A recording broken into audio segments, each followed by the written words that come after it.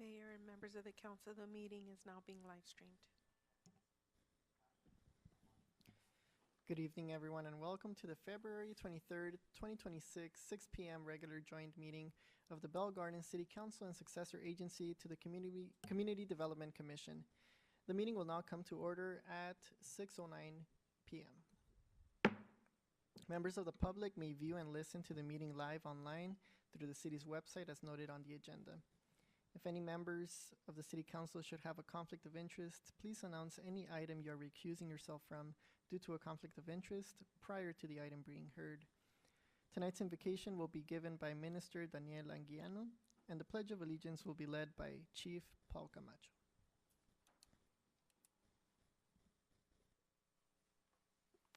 Good evening, Mayor and council members. If we can please stand to our feet. Heavenly Father, we come before you, Lord, and we just thank you for this wonderful opportunity that you grant all of us to be here. Father, we just thank you for the breath of life and for your blessings that you've granted over us in this day. I present before you tonight's agenda and every topic on the agenda, Father. Lord, you know the needs of our city, and I pray, Father, as your word says, that silver and gold belong to you, that the resources, God, that our city needs may be available to them. I also pray, Father, for the men and women that protect our nation, Father God. We thank you for the freedom that we enjoy every day, and we just pray, Lord God, that your will may be done in tonight's meeting, Father. I also pray, Father, for the residents of this wonderful city, Lord, that we may guide ourselves, Lord Father, that we may carry ourselves with respect and love, and that together we may be a thriving city. In the name of Jesus, I pray this. Amen.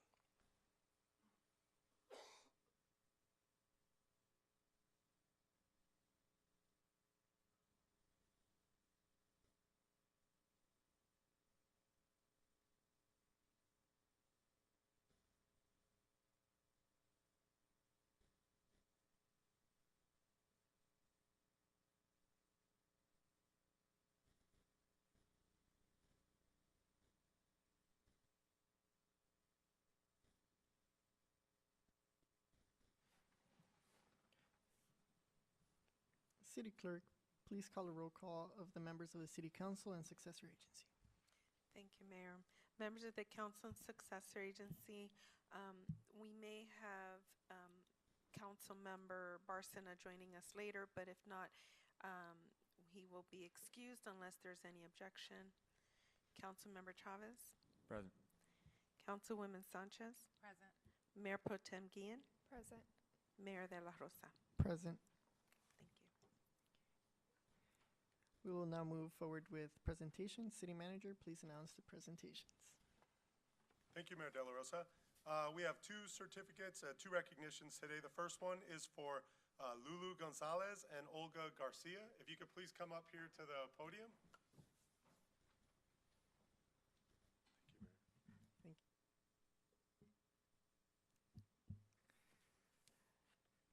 Hi, Lulu. Hola, Olga. Creo que ya saben por qué van a recibir esta carta de aprecio a lo que han hecho ustedes. Les voy a leer la carta en inglés y en un momento daremos los comentarios. The Bell Garden City Council is proud to recognize Lulu Gonzalez and Olga Garcia for exemplifying the true spirit of neighborliness. This remarkable mother and daughter team demonstrated the strength of unity and the power of community by raising over $2,000 to aid and support the Bell Gardens family that recently experienced the tragic loss of two young men. Their selfless efforts reflect genuine compassion, generosity, and leadership. Through their kindness and initiative, they have made a meaningful and lasting difference to the lives of those affected by this hardship. Their actions stand as an inspiring example of community members coming together in order to service others. With sincere appreciation and gratitude, signed by Miguel de la Rosa and the rest of the City Council. Congratulations. I had the pleasure of stopping by that Saturday afternoon. The energy there was amazing. You all hosted this selfless fundraiser, And it was amazing seeing the community come together. The line literally wrapped around the block, and it's just amazing what unity can do in moments of hardship. So again, thank you so much, and I appreciate all the hard efforts. I will now open it to the rest of the City Council to make any comments. Mayor, if I may, I want to take this moment and also echo the same sentiments as the mayor. We appreciate, the leadership that you have brought to our community, to our residents. In not only in this endeavor, when it comes to being there for the community, being there for a family that needed support, but what you've done in bringing light to Bell Gardens, right? I think that our council always wants to continually make Bell Gardens better, bring in a better positive view of the city. And it's people like you, it's residents like you, businesses like yours, entrepreneurship spirit that you have that continues to bring that light to our community, right? I know the mayor didn't reference it, but obviously you all are both small business owners, right? You guys run Macario's Coffee, and an incredible product that you've developed. And it was through that endeavor that you were able to fundraise for this family. So I want to make sure that that is recognized. And we, again, truly appreciate your contributions, not only to this family, but to the others that you've also impacted. So with that said, thank you again for your support, and know that your city's always here to support you too. Thank you so much. When there's tragedy in a community, we don't know how one will react sometimes, right? But seeing people like yourselves within our community being able to raise funds for the families that were affected, I tremendously, just from the bottom of my heart, thank you so much for doing that. Lastly, echoing again, being selfless, I always say, is an act of love, community, and thank you for that. I know the family appreciate it very much. Thank you. It means so very much, and endless success to you and your business. Thank you so much again from the bottom of our hearts. Now we'll open up the podium for any comments, and afterwards we'll take a picture with you. Yeah, of course. Well, I just want to say thank you guys so much for this recognition. It really does mean a lot. When we started this, when we, found out about what happened, it was an instant, we have to do this. And again, thank you again for the recognition. But dozens of people sent me messages saying how praising us. Thank you so much for doing this. You guys are wonderful. But my response was always the same.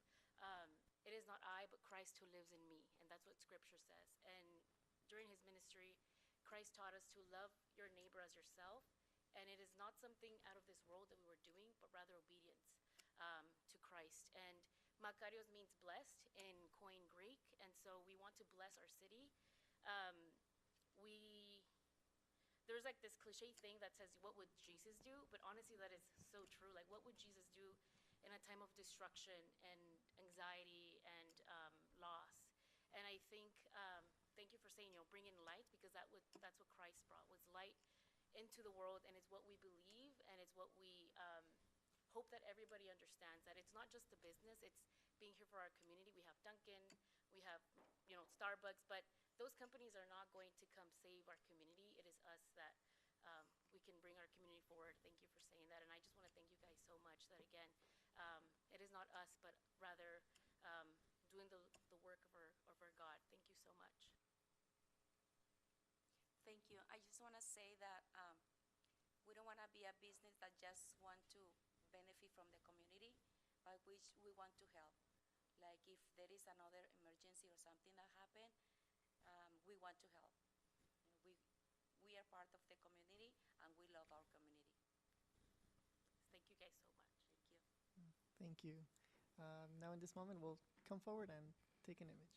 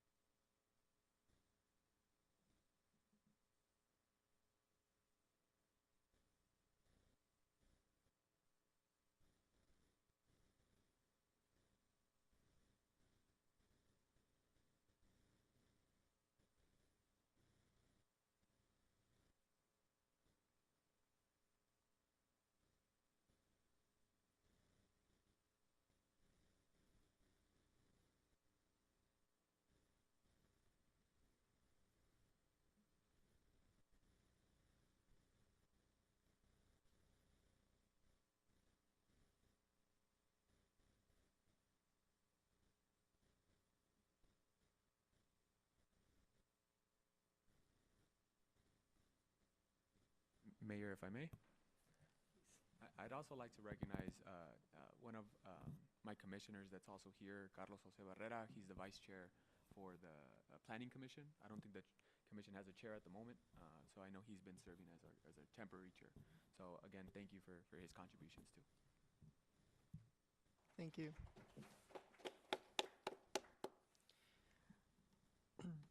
Thank you so much. And up next, City Manager, will you please announce the next presentation? Yes, thanks again, Mayor De La Rosa. The next item is a proclamation recognizing the month of March as Women's History Month. I'll turn it back over to you, Mayor. Thank you. Thank you so much. And for this proclamation, I'll hand it over to Mayor Pro Tem Guillen. Okay, I'll go ahead and read. A proclamation in honor of Women's History Month. Whereas Women's History Month has been recognized since 1987, celebrating and honoring the extraordinary achievements of women of every race, class, and ethnic background, and to promote the many economic, culture, and social contributions women have made to the growth and strength of our nation.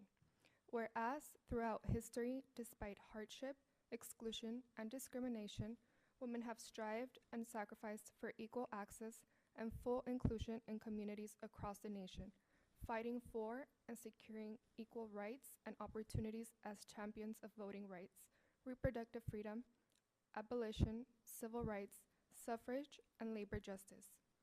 Whereas these women have opened the doors of opportunity for subsequent generations of dreamers and doers, community leaders, elected leaders, educators, first responders, service members, doctors, scientists, child care providers, innovators, entrepreneurs, and essential workers in every industry. Whereas, despite significant progress, women continue to face systemic barriers to full and equal participation in our economy and society, including disparities in economic security, healthcare, and caregiving responsibilities, especially for those who perform critical work, including those who care for our children and our families, who are too often overlooked, underpaid, and undervalued. Whereas the full participation of women is fundamental to a thriving democracy, and the strength of our community depends on ensuring that every person has the opportunity to contribute to our shared growth and prosperity.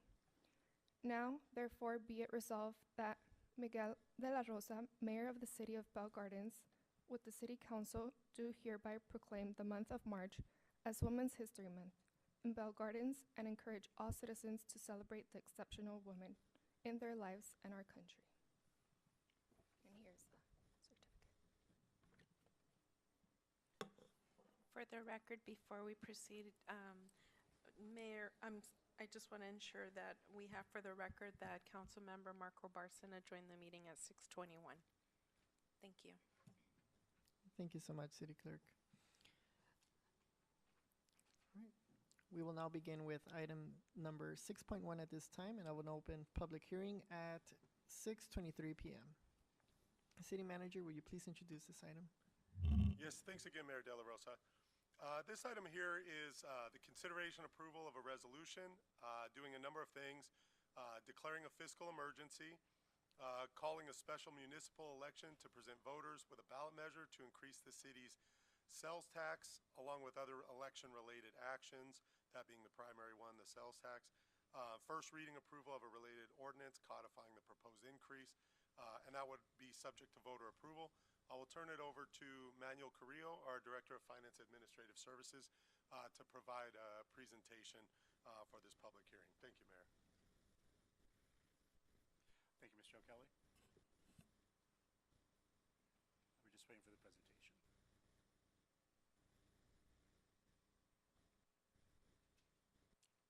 Thank you.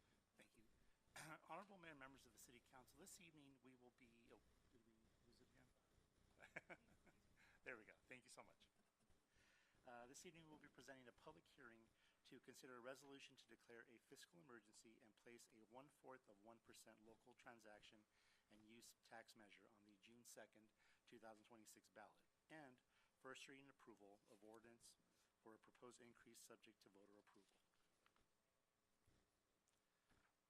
As part of this public hearing, we will be presenting a few key points as it pertains to the proposed local transactions and use tax measure. We will discuss the following: the city's financial challenges, the measure's impact by helping to keep resources in the city of Bell Gardens, and the city voters will decide if the tax measure is ultimately approved. One key area of concern is the city's ability to continue to provide critical services to the Bell Gardens community. Now, despite the city's strong record of fiscal stewardship, including responsible budgeting, service prioritizing, and efficiency improvements, continued increases in the cost of emergency response, public safety staffing, equipment upgrades, and community programs have made it increasingly difficult to sustain core services at current levels, and to improve infrastructure such as City Hall, the police department, public facilities, and parks without any additional revenue. Another item of concern is the projected card room revenue shortfall for fiscal year 25-26. For fiscal year 25-26, the city of Bell Gardens is projecting an approximate $2 million shortfall in card room revenue through the end of the fiscal year.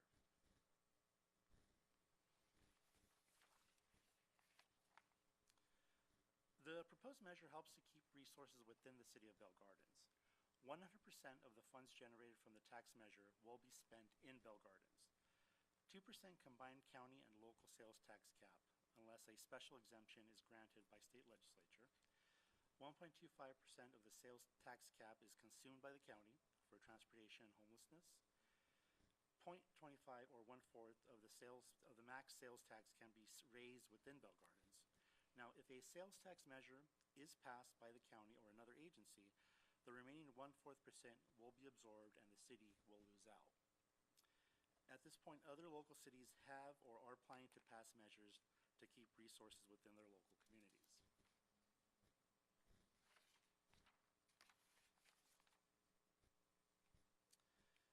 Bell Gardens voters will decide if the tax measure is ultimately approved. City Council will decide to declare fiscal emergency and place the tax measure on the ballot. Bell Gardens residents will determine if the tax measure is approved. A simple majority of Bell Gardens voters is needed for the measure to pass. The tax measure is estimated to generate approximately $1.2 million for the city of Bell Gardens. And if approved, the new tax rate would take into effect on October 1st of 2026. And of course, as part of this, annual reporting requirements are part of the process.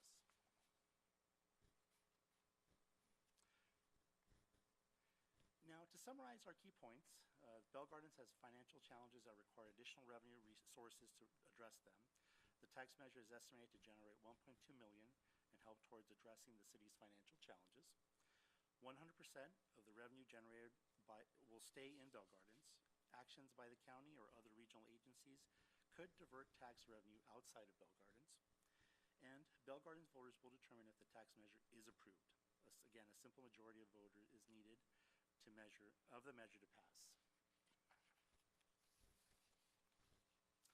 It is recommended that the City Council, 1, adopt Resolution 2026-20 of the Bell Gardens City Council declaring a fiscal emergency within the meaning of Article 13C of the California Constitution, calling and giving notice of a June 2nd, 2026 special election for the submission of a ballot measure to Bell Gardens voters, increasing the city's 1% transaction and use tax rate to 1.25%, requesting consolidation of said special election with the county administrator's election of the same date, requesting that the Los Angeles County Register Recorder, county clerk, provide specific election administration services, and setting priorities for filing written arguments and rebuttals regarding the ballot measure and directing preparation of an impartial analysis. And second, first approved reading of Ordinance 964 of the City of Bell Gardens to increase the existing transactions and use tax rate from 3/4 to 1%, and making such other administrative amendments and updates requested by the California Department of Tax and Administration. That does conclude our presentation. If any questions that council might have on the topic. Yes. Mayor, if I may. For the 1.2 million that's to be generated, how would we see that periodically or? So typically, county does provide quarterly payments to the city, depending on, so for in this case, the first rate change would be October of 21st of 26. So we would see, so the first payment for the October through December period, that's when we would see the first increase of that amount.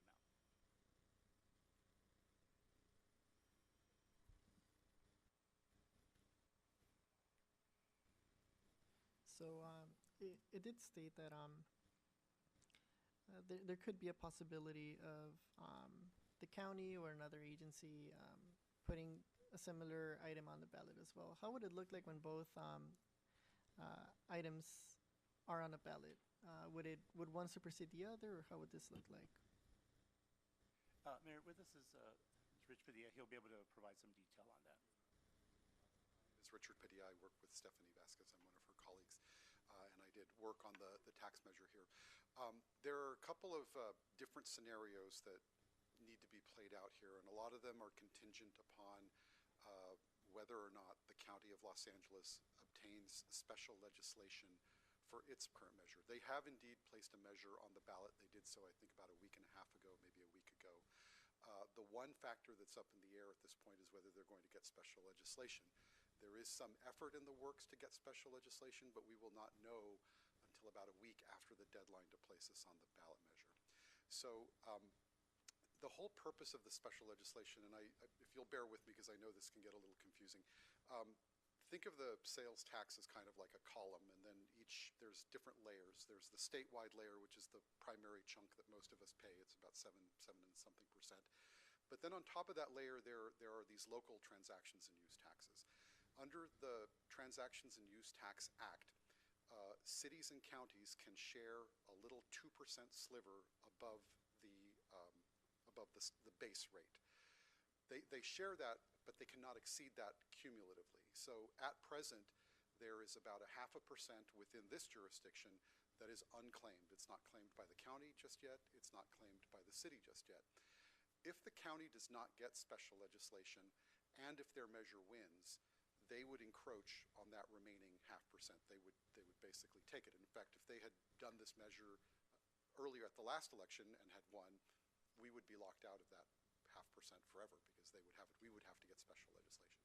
If they do get special legislation, the state does this trick where it essentially says, county, you can add your additional tax rate, but it will not count towards the 2%. So it leaves the 0.5% that is available for the city in place. So that's the million-dollar question right now, is we don't know whether or not it will be in play or whether we'll be competing with them for it. If there is a scenario where they do not get the special legislation, so now they're competing with us for that remaining 0.5%, and if both measures were to prevail, the only answer I can give you right now is that the state of California has no idea what to do.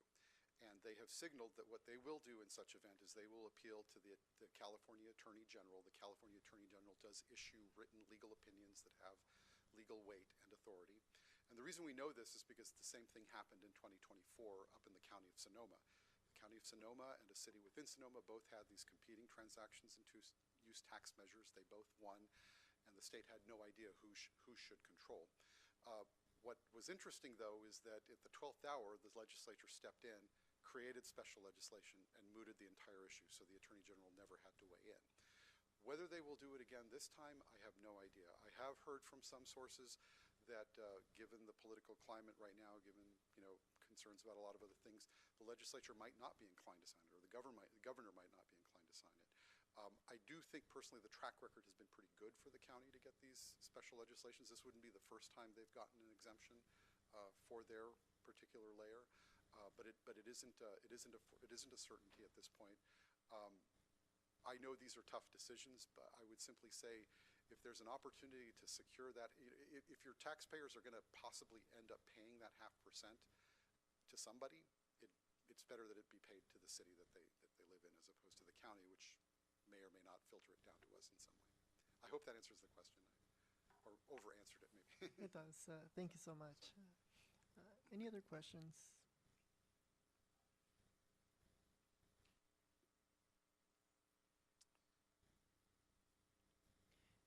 If there are no more questions, we will now move over to public participation for this item. City Clerk, will you please announce the instructions for public participation?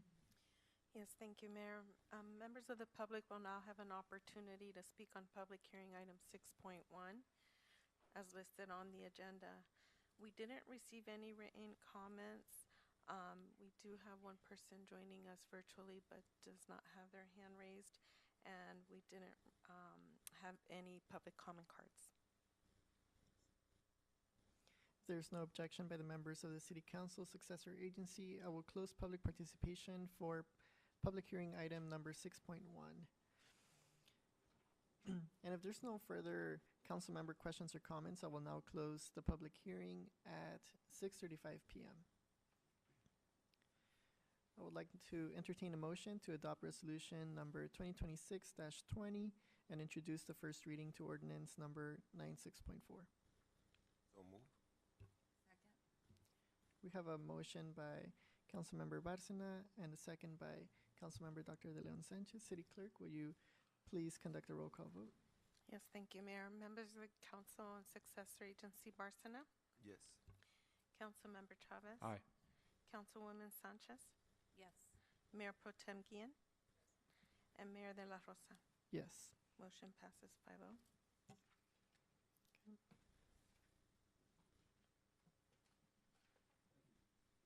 Thank you. And we will move to public participation for items not listed on the agenda. Public participation is now open. City Clerk, please announce the instructions for public participation. Thank you, Mayor. Members of the public will now have an opportunity to speak on items not listed on the agenda. We didn't receive any written comments or any hands raised virtually, and we didn't receive any public comment cards. Mayor, if we may return real quick, just for further direction on the special election, Richard had one more component that we'll need direction from the council on. Yeah, I neglected to mention that one of the opportunities you have as a council is to be able to write the ballot argument in support of the measure. The council has priority to do so. Typically, what will happen is that one of you will, the council will maybe delegate one or two of you to draft the letter. If you feel you want to review it as a group one more time before it's published, you can do that. You do have a couple of meetings, I think, before it. I believe We have one. Yeah, it's due on the 12th, so I think we have at least one meeting to do so. So I would ask at this time if you were inclined to give direction on whether you wanted some number of you to maybe work about authoring the ballot argument in favor. That's your one opportunity to actually engage in some level of advocacy as a body. So. Thank you so much. Is any member of the City Council interested in being part of this draft letter?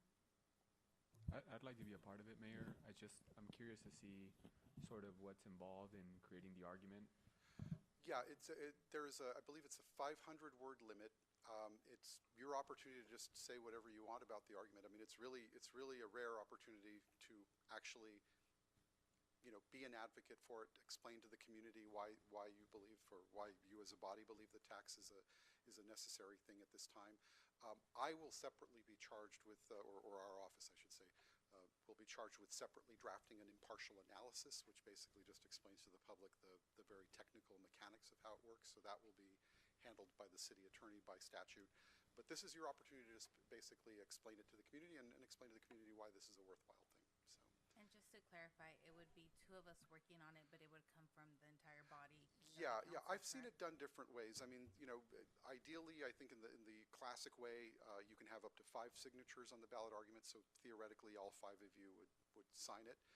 But I've seen it done different ways. But you as a body have priority for it, and you can decide amongst yourselves how you want to structure that. Yeah. Richard, I think for the council's perspective and for staff, how much interaction as far as staff helping to draft an item? I think as long as it's just kind of limited to explaining just the technicalities, and I don't think there would be anything wrong with us explaining that there is a word limit and how you count the words and what things you maybe can't say, although you have pretty broad latitude. I don't think there would be a problem with just spending some minimal effort on that. But it really is supposed to be an organic document that comes from you as the elected officials of the city. So. I'm thinking perhaps maybe we can do like a small, working group, maybe create some sort of template, and then from there, or if your office already has some sort of templates that we can kind of bounce off ideas of, and then the idea would be that we bring that back before the next council meeting, before the deadline, and then all of us unanimously can sign off on it, assuming that we're all obviously in support of it. I mean, I think that'd be the ideal way to do it, so that there's consensus. The only thing is that we can't write it because we're doing the impartial analysis, so it has to come from the council. I meant more so in terms of making sure that what we're saying is legal. Right. Yeah. I think we can certainly instruct you on how to stay within the word limits, and maybe staying. There may be theoretically some phrasing that is not permitted, but we could certainly advise on that. But it has to be your message. It can't be our message. So. I think as long as we have some guidelines, that would be great, and Yeah. I'd be open to collaborate with one of you to do that as well. Very good. Okay. So is that the direction, I guess, or? So we have the team, or is it going to be two of you, or just so we're all on the same page, Mayor? Probably want to keep it at 2 so you don't have a Brown Act issue. And then we'll bring it back for the next council meeting for approval from everybody. So far, Councilmember Chavez has interest in drafting a letter as well. Any other, and Councilmember Dr. De Leon Sanchez. Perfect. So the direction would be amended to the. Yeah, direct Councilmember Chavez and Councilmember Dr. Leon Sanchez to prepare the argument and then present it to the council as a whole to vote on at the next council meeting. Perfect. Question, and I had a question in regards to more so I don't want to say the logistical side of an actual, ballot measure, because I remember, I think we did this back in 2020 with Measure A. There was a whole publicity that was done about getting it out there, the campaign. I mean, something as simple as choosing the letter that's going to be picked, vote on, whatever measure stuff. Who decides all that? Well, you can. The resolution that I did draft just put BG, but it can be another letter configuration if you want. The truth of the matter is the letters are based on a first-come, first-served basis. The county will issue a notice some number of days after the deadline. It's literally a form, and they ask you to fill out your top 3 choices. We could certainly indicate, we would welcome any direction you have on what top 3 choices you would like us to select, but it's not a guarantee. It's kind of up to the county in a lot of ways. And the way the reso is currently, it's BG and 2 other options that staff would find in the event that BG is not available. But if you all want to provide direction as to those other 2 choices, then you can provide that direction as well. When is that deadline? Well, we have to have actually the letter designation I think is after March 6th. I don't have the precise City date. Clerk, would you have that answer? Yeah, I'm looking it up right now. It looks like it is.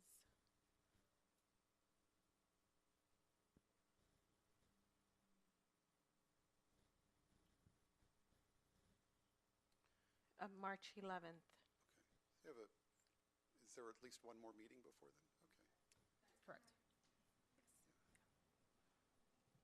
So just for council's perspective, I think from the staff, kind of as we looked at it 5 years ago, 6 years ago, and then looked at it and kind of the way that the order goes, the thought was BG because we use the term BG. If not BG, AA for a couple reasons. One, the last measure was Measure A, so this would be sort of the second Measure A, and Measure AA.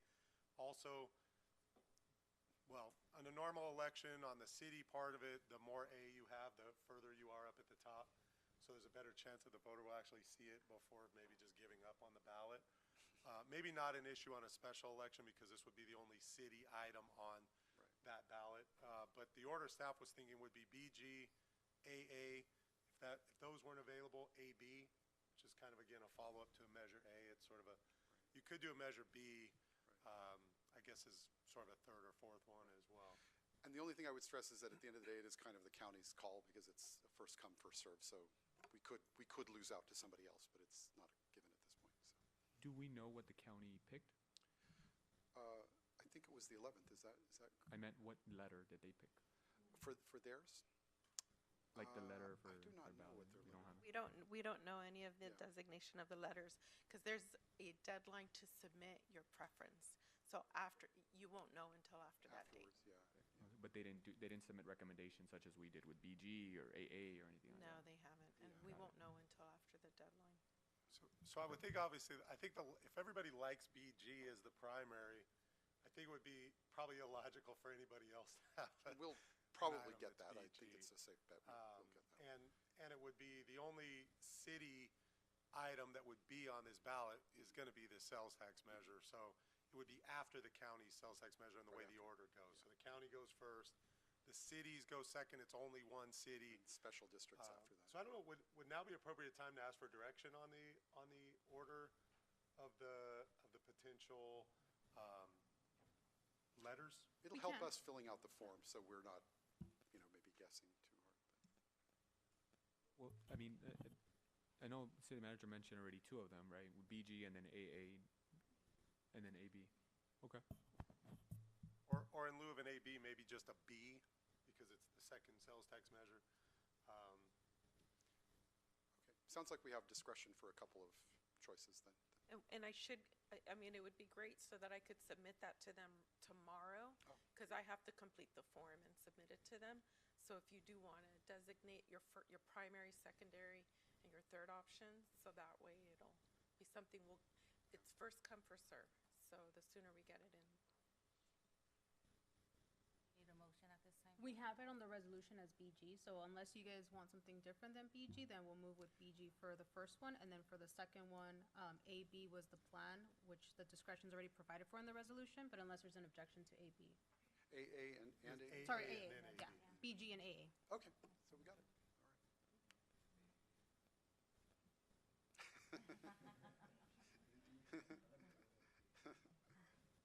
As we don't like get like, vote on yes on measure X or something like that, it's like, I don't know.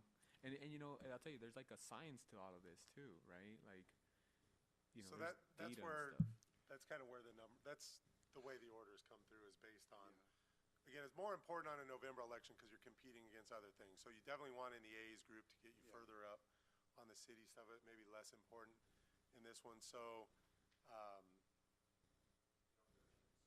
if there's a concern with AA,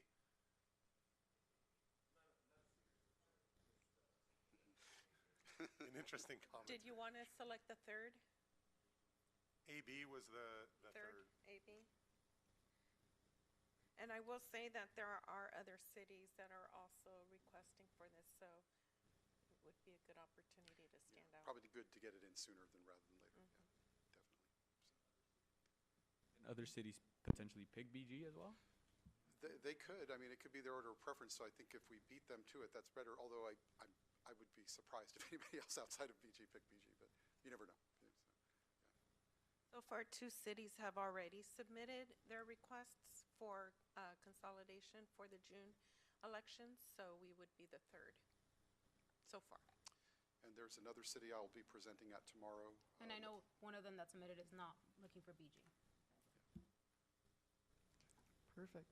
So just for the record, we provided direction, and as well, we have a motion and a second to adopt resolution number 2026-20 and introduce the first reading to ordinance number 964. All right, thank you so much. Thank you. Thank you so much. Thank you.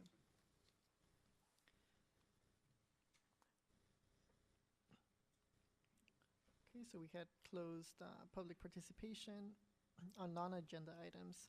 So now, City Clerk, will you please announce the instructions for public participation for items listed on the agenda? Yes, thank you, Mayor. Excuse me. Members of the public will now have an opportunity to speak on items listed on the agenda. We didn't receive any public comment cards or any written comments, and no one's participating virtually with their hands raised. If there's no objection by the members of the City Council, I would close public participation. And now we'll move over with committee updates. Does any member of the council wish to report any information from their committees? Yes, going back to the JPA, we went to Sacramento last week. We were able to meet with multiple legislators, from our assembly members to senators from other districts as well. Overall, the response was positive in supporting the card room, supporting the cities, and even cities that are not, that don't host a card room in their city. We're also advocating for the employees, because we have many employees within our casinos that are part of other districts, other cities, and so that's that's also going to impact them. The way that we were lobbying this is that, yes, as of right now, it is an immediate impact to our community, right? But if we look at it, it's not only based in our community, then it becomes regional, because I talked about the employees, right? And not aside from regional, it becomes statewide. Why? There's over 82 card rooms up and down California, okay? And how many employees do those card rooms have?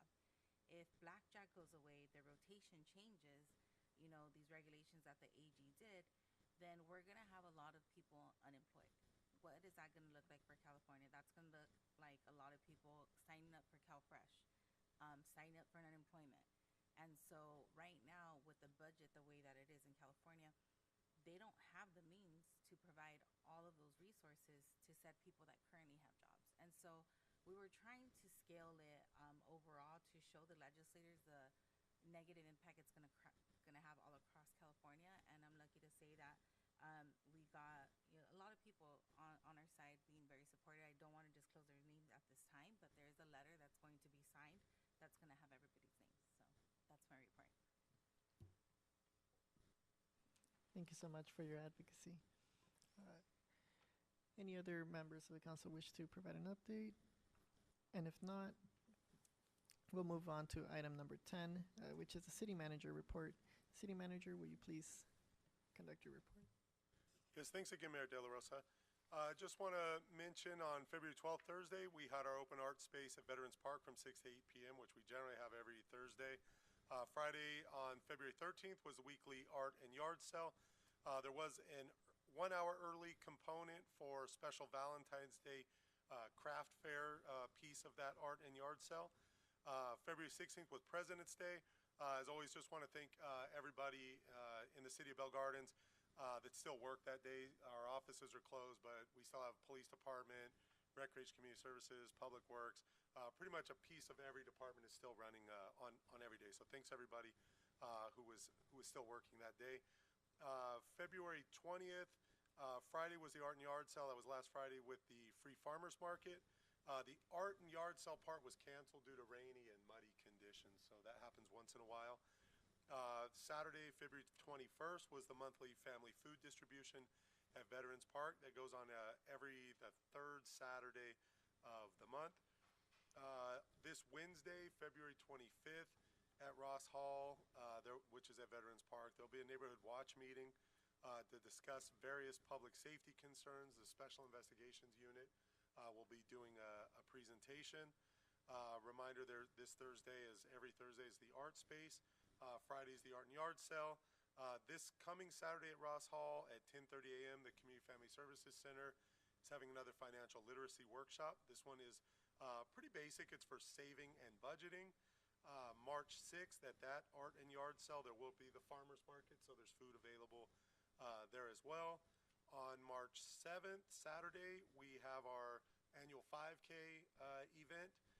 So this must be about year 5 or 6, depending, and that's been very successful in getting people out there of all ages and of all abilities. Also, just coming up before the next council meeting, March 8th, is daylight savings time. So we're starting to move into spring and summer. As always, the consent agenda includes items that are of interest to residents, businesses, and stakeholders. And considering some of the financial discussion that is going on the public hearing and at a discussion item that's coming up here in a few minutes, we have an amendment with our agreement to our building inspection and plan check services consultant to make sure that the fee and the revenue sharing component of that lines up and makes the most sense for the city. We also have the outfitting of a police vehicle.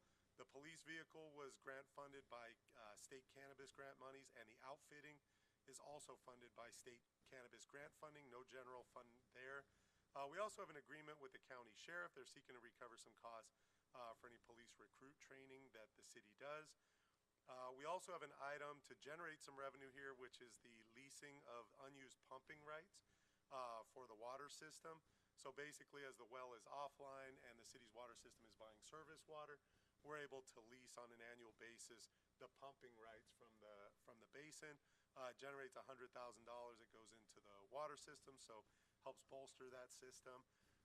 We're also soliciting bids for slurry seal of 22 different street locations in the city of Bell Gardens. It's about $350,000. It's not funded by the general fund. It's Measure R and Measure M funding. We're also rebidding for the construction of the Ford Park Playground and the new restroom. That'll be about a $2 million project, of which approximately 15% of it will be general funded, but the other 85% will be funded by Prop A, and Prop 68. So with that, I'll thank you, Mayor. Thank you so much for the report, City Manager. We will now move over to consent calendar. Does any member of the City Council wish to pull an item from this for separate discussion? And if not, may I have a motion to introduce and approve items numbers 11.1 through 11.10 of the consent calendar? Move. Second. Thank you so much. We have a motion and a second. City Clerk, will you please conduct a roll call vote? Thank you, Mayor. Members of the Council and Successor Agency, Barcena, Yes. Councilmember Chavez, Aye. Councilwoman Sanchez, Yes. Mayor Pro Tem Guillen, Yes. and Mayor De La Rosa. Yes. Motion passes 5-0.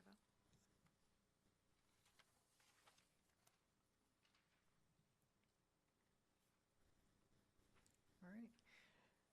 Moving on to discussion items numbers 12.1 through 12.3. City Manager, will you please announce the discussion for item 12.1? Yes, thanks again, Mayor De La Rosa. This item is the local commission's appointment list. It's staff's recommendation that the council review the appointments list and by motion remove commissioners or make appointments to posted vacancies. Thank you, Mayor. Thank you. No updates on my end. Yes, I'd like to appoint someone to the Planning Commission, Gabriela Gomez. Perfect. I'll do the motion. Second. Perfect. City Clerk, will you please conduct a roll call vote? Yes, thank you. Members of the Council Successor Agency, Barcena, Yes. Councilmember Chavez, Aye. Councilwoman Sanchez, Mayor Pro Tem Guillen, Yes. and Mayor De La Rosa. Yes. Motion passes 5-0.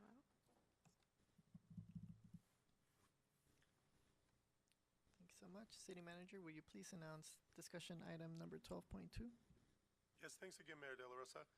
This item was requested by Councilmember Barcena probably about 4 to 6 weeks ago. It was also requested by council as well at that time to provide an update on the art and yard sale program. So that when you hear me mention as part of the city manager report, and you all know it's a popular program. So with that, I'll turn it over to our Recreation Community Services Director, Liz Nava, to provide a presentation and an update on the program. Thank you, Mayor. Thank you, Mr. O'Kelly. Good evening, Mayor and members of the City Council. Okay, we got our report up here. This item before you is just a quick update on the Art and Yard Sale program that the city hosts every Friday at Veterans Park. So just by means of background, the city's municipal code 5.32.10 allows 5 garage sales per year for residents to participate in without the need to procure a permit. This is helpful for many residents. However, a lot of the residents express some concern to staff and to council about their inability to participate in garage sales during garage sale weekend for various reasons. Some do not have access to a yard or garage. Some live in an area that don't receive high foot traffic, and so they're not able to do well if they were able to have garage sales. And some may not have permission from their landlord, so there's an array of reasons that residents were not able to participate. And so from their concerns, council gave direction to staff to create a pilot program called the Art and Yard Sale Program. So this program is specifically for Bell Gardens residents to sell items that you would normally see at an yard sale or a garage sale. They have to be handmade, personal items, crafts. There is an art component, so artists who created their own art could come to the park and sell as well. Used goods and other personal items. The program, up until this month, takes place every Friday from 11 a.m. to 3 p.m. at Veterans Park. And just to explain, in order to keep the spirit of the program, the sale of food, beverages, the resale of commercially purchased products, multi-level marketing sales, and direct sale business transactions are not allowed. This is really for those residents who don't have an opportunity to participate in the at-home garage sale, so we wanted to make sure it stayed that way. So here's some pictures. As you can see, the program has grown vastly in popularity. We started with, I think, about 12 interested residents, and it grew rapidly. We have not just the residents who set up their booth every Friday, but a lot of community members come out and participate.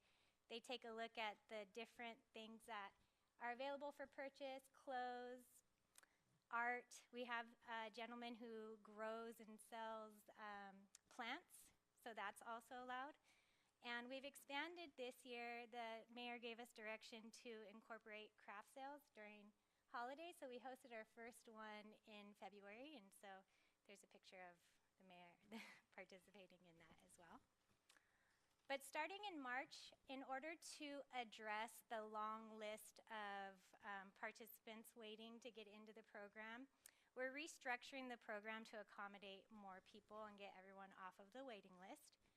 So first of all, the time, we've been requested to move it up an hour by most of the participants, and so the time will change starting in March to 10 a.m. to 2 p.m. So we currently have 90 spaces available, but what we're going to do is we're breaking them into 2 groups. So we're going to have 2 groups of 80 that rotate every 2 weeks per month. So group A will have 2 weeks to sell their items for the first 2 weeks of the month, and then group B has 2 weeks to sell their items the second 2 weeks of the month. And then on the months that have a fifth Friday, that Friday will be used if this, like for example, last week we canceled, that 5th Friday will be used for those people who were canceled to be able to have an additional day to sell. So we said we have 80 spaces, but there's 90 available. So what we're doing in order to accommodate people who'd like to come on board, but maybe don't want to commit to the constant 2 weeks every month, we're going to do 10 day passes. So 10 of those 90 spaces are available for day passes for residents who are interested but don't want the commitment of the full year. So they're like the non-regular participants. Additionally, we're going to extend the program to include Sundays of garage sale weekend. So garage sale weekend is the 3rd Sunday in April. I have it on one of my slides here, but there's 5 times a year that is the city issued garage sale weekend. So our art and yard sale program will expand to include Sundays of those weekends. So non-regular participants will have another 5 opportunities a year to participate. And then lastly, we're going to incorporate holiday craft fairs throughout the year as well. So just a little video that gives us a plug for our, you might have seen it already, but I'm going to go ahead and play it, I hope. Does it work? Maybe, maybe not. Okay. If it doesn't work, we did post this video on Instagram, so you can jump onto the recreation page and take a look at this video, just letting the community know of our new program structure and hours taking place starting in March. Hey Bell Gardens, join us every Friday for the Art and Yard Sale program. With a new time frame of 10 a.m. to 2 p.m. starting in March, the community gathers at the park to shop for a variety of goods. Join us as we bring the yard sale experience to the park. Whether you're looking for some new clothing accessories or a painting to add to your walls, there's a variety of fun shopping to be done. Hope to see you there.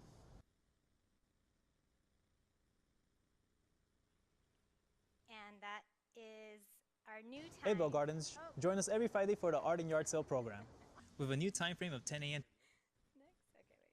Okay. Can you get out of it? In case you missed it the first time, I wanted you to see it again. So the change in the program, there's no direct fiscal impact to the budget, and staff recommends that council receive and file this report.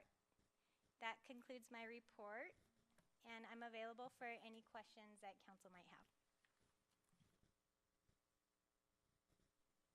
First off, the energy there, on that Friday was great.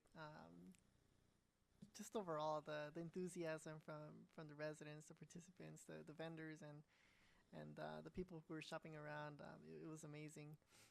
Um, and as I was walking through the pathway, I did get multiple concerns about like the wait list, that it's been uh, prolonged for about 2 years now, and I'm happy to see that there's now a solution in place to allow multiple, well, those who want to commit every week versus with those that not necessarily wanting to commit for a weekly basis. So it's great.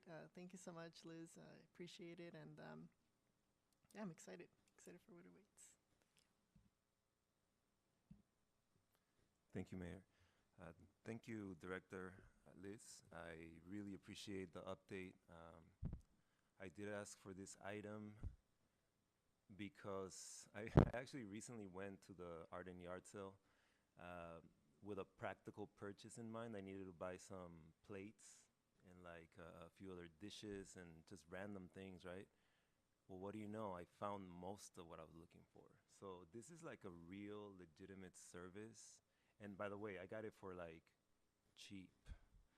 So I recommend it. Like it really, like if you go out there, you're gonna find something you need. So it's like a real service to our community.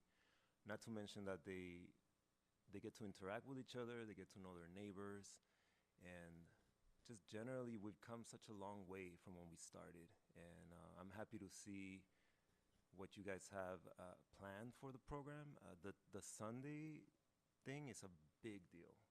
Right, we do get some people selling arts and then the plants, but it's a limited amount of people because most of them are busy working during the week. But now that we're gonna have it on a Sunday, I see this as a huge opportunity for that other segment of the population that's not available during the weekdays in the morning, for them to really put their stuff out there if they're artists or creators of some type. So I'm excited about that. I didn't even know about this, so thank you, Liz. Thank you, staff, for putting it together. And I'm really looking forward to seeing what people come up with, specifically on those weekends. That's really exciting to me, so thank you. Any other questions or comments? And if not, I would like to place a motion to receive and file this presentation. May I have a second? Second. Thank you so much. City Clerk, will you please conduct a roll call vote? Yes, thank you, and I'm sorry I missed who motioned. I did the motion. Oh, thank you. Members of the Council and Successor Agency, Barcena. Yes. Councilmember Chavez. Aye. Councilwoman Sanchez. Yes. Mayor Pro Tem Guillen. Yes. And Mayor De La Rosa. Yes. Motion passes 5-0. Thanks so much. All right, City Manager, will you please announce the next discussion item? Yes, thank you, Mayor De La Rosa. The next item is an annual item. It's fiscal year 25-26, which we are in the middle of now, or approximately 8 months into. It's a mid-year budget review. We provide information on the general fund revenues, expenditures, fund balance, et cetera. We also request additional appropriations for other projects that are either ongoing or about to start, for which we have not asked for appropriations, particularly from the grant-funded side of things. With that, I'll turn it over to Manuel Carrillo, our Finance and Administrative Services Director. Thank you, Mayor. Thank you again, Mr. O'Kelly.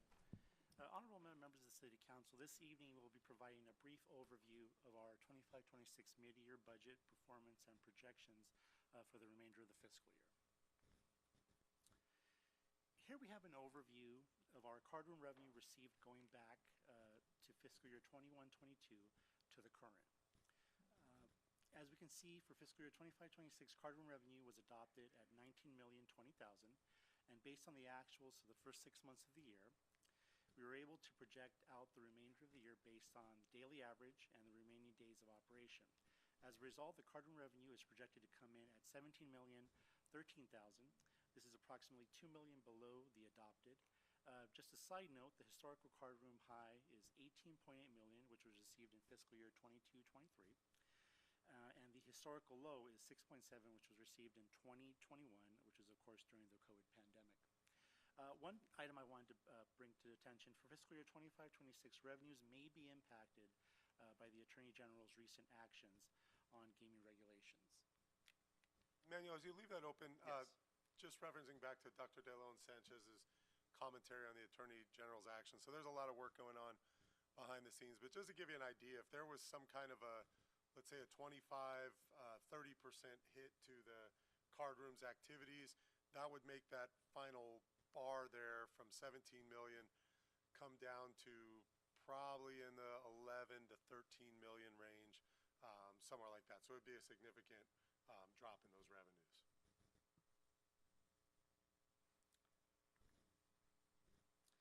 Here we revisit the general fund revenue and expenditures adopted for fiscal year 25-26. Both were adopted at $50,060,167 with zero surplus or deficit. Both categories were adopted higher than the prior year 24-25.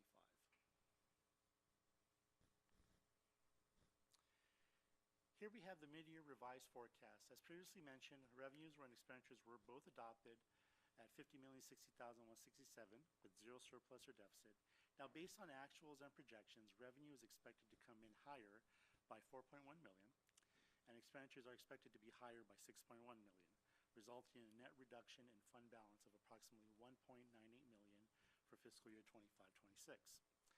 The increase in both categories is primarily as a result of the final aquatic center expenditures and grant reimbursements, which will be finalized in fiscal year 25-26. And Manuel, so when Manuel mentions that on the expenditures and the revenues for the aquatic center, if you were to strip those out of there, they happen to equal each other pretty well, right about the $4 to $5 million range. So we would be short about the $2 million.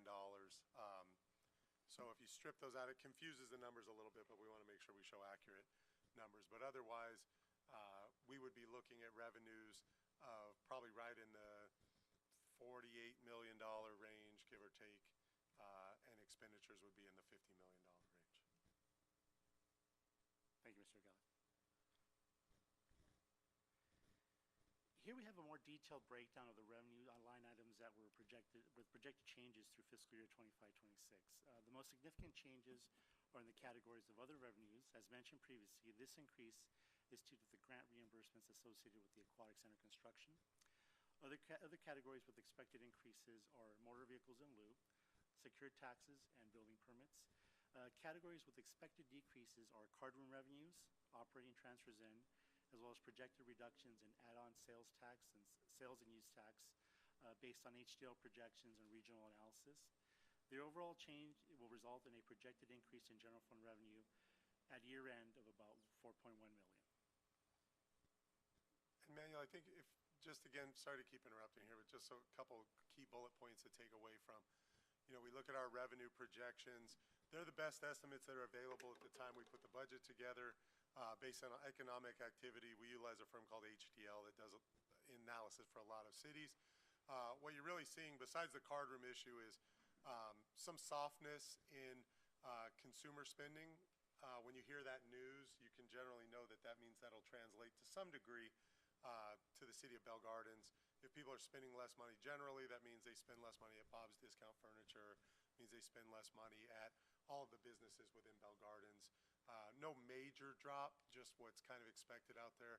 And then on the operating transfers in, that primarily is related to cannabis tax that we're working on. So those are areas that we're continuing to watch. So the Bicycle Club card room revenues, transfers that we're expecting from cannabis tax, and then just general economy having some softness out there, and we're seeing that in our sales tax revenue numbers. Thanks, man.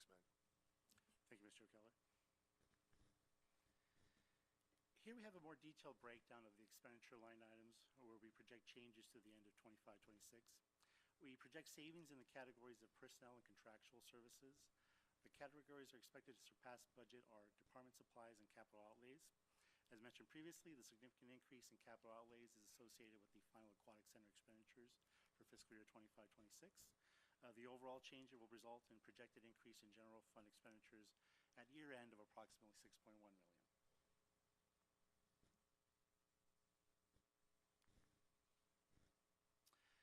Here's a recap of the materials provided on the previous slide. As mentioned, the overall increase to general fund expenditures of about $6.1 million for the year.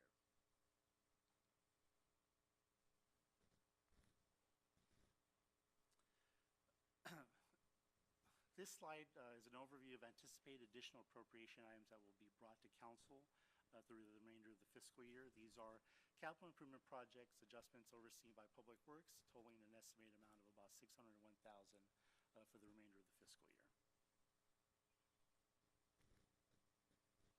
This next slide represents the budgeted capital improvement projects that are carried over from the prior year, 24-25. As we're aware, capital improvement projects generally are a multi-year endeavor.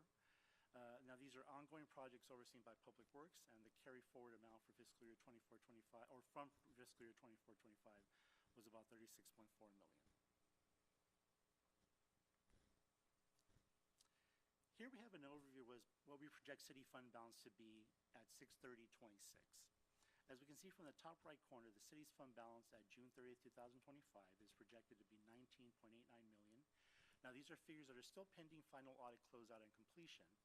The projected change in fund balance for fiscal year 25-26, as previously mentioned, is an approximate reduction of about $1.98 million. This will result in an overall projected fund balance for June 30th, 2026 of about $17.9 million. We would also like to point out that the projected $17.9 million, approximately 7.6 of that is what is identified as non-spendable, as these are funds due to the city general fund from the water fund because of operational losses in prior years. And once again, just to reiterate, the projected negative net change in fund balance for fiscal year 25-26 does include all final aquatic center expenditures and reimbursements for the year. So, Manuel, if we leave this slide up for a minute, Manuel's covered revenues. It's money coming in. It's like everybody's personal lives. We have that training Saturday that pretty much talks about the same stuff. This is just in the millions instead of what we're all normally used to dealing with. There's revenues, money comes in, expenditures, money goes out, and what you have left over is usually in your savings account or whatever's left over in your checking account if everything's worked out okay. That fund balance has grown, you can see, into 22, 23, 23, 24. It may seem alarming at first as to why the savings account, if you want to call it that, has gone up to 35, 36 million, and it's back down to 17.9, which is roughly where it started around 1920. So what you see there essentially with the sales tax measure that was approved back in 2020, it's about $3.9 million a year. If you roll that forward times about 5 years, it's about $19 million. The city, instead of borrowing money to build an aquatic center and paying interest on that money, basically paid it off with cash. So foregoing what otherwise would have been $10 or $15 million of interest payments that you wouldn't get anything extra for. But also the challenge that it does leave you with is you still have to fund operations, and you have to have cash available to pay salaries and to buy equipment and to pay contractors and things of that nature. So this is the number that we watch very closely for a couple of reasons. One, just from overall health, what happens if there was another COVID-19, knock on wood, and the card room closed for 10 months. If that were to happen today, it would take us about 6 months, 7 months to burn through all of that $10 million that's in cash. You can't spend the other 7 because it's money the water fund owes the general fund. It's an IOU basically, and you can't pay people with that. So this is a number that we watch closely, and kind of going back to the revenue side of things. We have issues with the card room revenue, obviously. We have issues so far with transfers regarding the cannabis tax. Some softness on sales tax, but it's made up for with vehicle taxes and property taxes. So the sales tax measure that was discussed earlier that's being put out there to the voters would really help to bolster any softness or shortfalls in card room revenue, cannabis tax revenue, and then help to make sure that there's still enough cash flow to keep the city operating as we work through things with the card room. So this would be a number we'd be watching very closely. It's $17.9 million. It is a healthy amount for a $50 million general fund to have about 34% of your money in the general fund. But there is a little bit of a shell game in that 7 million of it is not cash. So there is an item currently, we have a request for proposals regarding the water system. Part of that process, depending on what the council wants to do and depending on what the voters want to do, would seek to make the general fund whole for that $7 million. The other way that staff would recommend from a financial perspective to make the general fund whole, barring some kind of a sell of the water system, would be to potentially issue bonds by the water system to pay back the general fund, and then the ratepayers in the water system would have to pay back the $7.6 million with interest over some period of time. So just closely watching that. I want to make sure the council understands that. And then the challenge from the staff side of it, with a cash balance of $10 million, is on a general fund of $50 million. Now it comes down to, when do our revenues come in and when do our expenditures go out? Because expenditures are going out every 2 weeks, every month. The sales tax revenue, as the Mayor Pro Tem asked earlier, comes in on a quarterly basis. Property tax revenue generally comes in every 6 months. Card room revenue comes in every month. So this is something internally that we'll be watching and have to watch more closely than we have had to watch over the last 4 to 5 years as we were building up a fund balance and a cash reserve there to pay out the aquatic center. So the final thing I would say from it for the council here, I think the thing to be proud of here is you're able to build a $33 million aquatic center for about $16 million. So you doubled the benefit and the value. And you can see that the numbers very easily add up. You could times the extra sales tax by the 5 years, and it happens to equal almost exactly what that aquatic center was. So I think there's some pride to be had in that 5 or 6 years worth of effort that results in an aquatic center that should last 30, 40, 50 years. So with that, I'll turn it back over to Manuel to finish up the presentation. Thank you, Mr. O'Kelly. And finally, the budget preparation process for fiscal year 26-27 will begin in March. Finance staff will begin to meet with city departments and the city manager's office to review in detail the actuals for fiscal year 25-26 and to begin to identify the operational needs for each department for the upcoming fiscal year. A few key dates to remember. At the Monday, May 11th, 2026 council meeting, staff will present the draft budget for fiscal year 26-27. On Wednesday, May 13th, staff will conduct a community budget workshop at Ross Hall. And finally, at the council meeting on Monday, June 8th, staff will present the city's operating and capital improvements budget for presentation and adoption. And that does conclude our report for this evening. I'll be glad to answer any questions that council might have on this topic.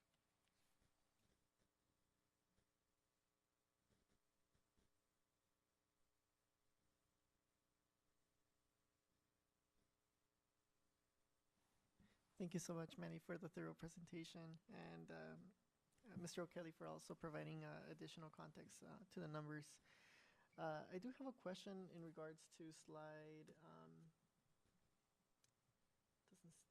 can't see the slide number, but where we're forecasting the bicycle club fees. Oh, sure, sorry. Yes. Revenue? Yes, correct. Okay. And is that figure, is that forecast taking into account the possible effects of the current movement or proceedings that are going on with the Attorney General and state? No. So, just sorry to be so abrupt. No, Mayor. It doesn't account for that. And the reason being, I think, as we're kind of working through the details of it, is even the worst case scenario of this process would be generally past the impact of this fiscal year. So this fiscal year is June 30th. Sort of the worst case scenario, which is probably not the most realistic scenario right now, would seem to push it out a little bit beyond that at any rate. So this is really just from a couple of things.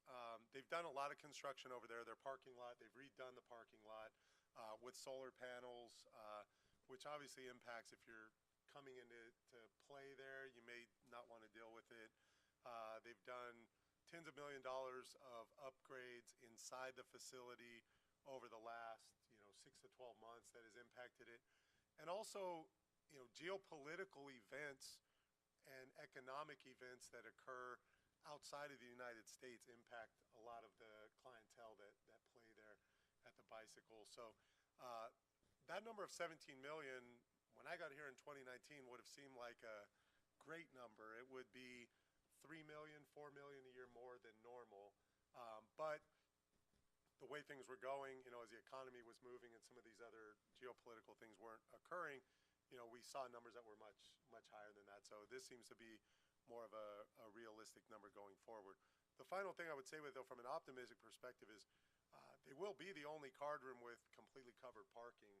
And in the summertime, hopefully that would potentially draw some more business activity to this particular card room, because if you're going to be there for 3 or 4 hours and it's 90 degrees outside, you'll be under covered parking, or if it's raining out, things of that nature. So there's some upside potential there just from their general operations outside of the Attorney General issues.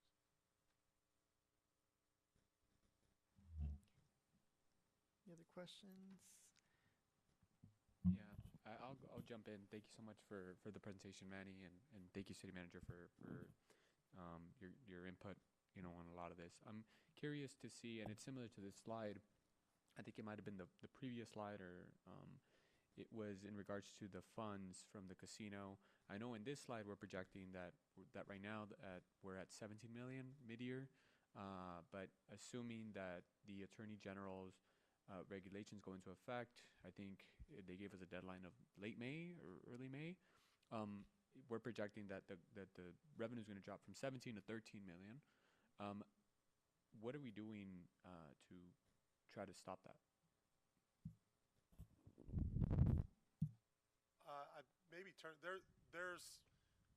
There's a lot going on from a number of different angles. I would defer to Dr. De Leon Sanchez, because she's the chair of the JPA and our representative, that she can probably fill you in on some more details on that. And I could tell you some internal stuff outside of that as well. So public right now, what's happening is that the card rooms are getting together. There's 2 different associations. There's the CGC and the CCC that are all part of all the card rooms throughout California. And several of them have come together and they are going to sue. So that's step 1, right? The card room suing. So based on that lawsuit and how many of them are able to collaborate together to file that lawsuit, then they're going to start looking at the cities. And the cities might follow suit and do a separate lawsuit than that lawsuit. So that's where we're at right now. It's difficult because obviously the way that the AG did it was not transparent at all. And if we were to look at the timeline, he filed December 23rd, right before the end of the business day, knowing that nobody was going to get informed that that was filed.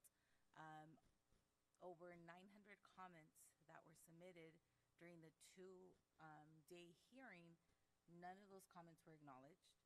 They were embedded within his submission of those regulations, and he basically rejected every single comment, over 900-something comments.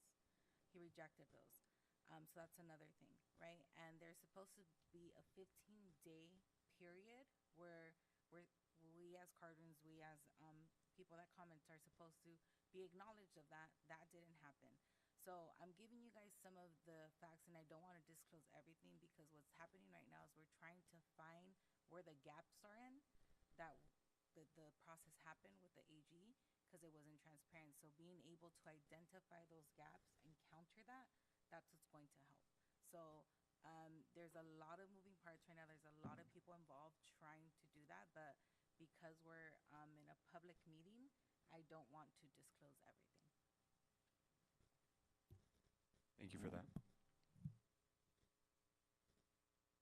And Councilmember Chavez, just from an internal perspective, the department head team's aware of everything that's going on here with this, and the hard fact of it is we should always be prepared. We've seen the card room just close, right?